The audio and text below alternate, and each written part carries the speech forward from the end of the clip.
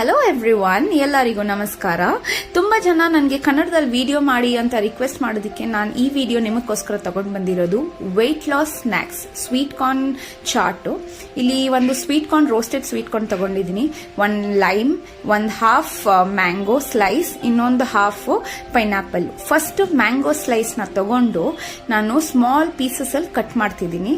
ಹಾಗೆ ನೀವು pineapple and sweet corn ನ ಬಿಡಿಸ್ಬಿಟ್ಟು ಹಿಂಗೆ ನೀವು ಆಡ್ ಮಾಡ್ತಾ ಇರಿ.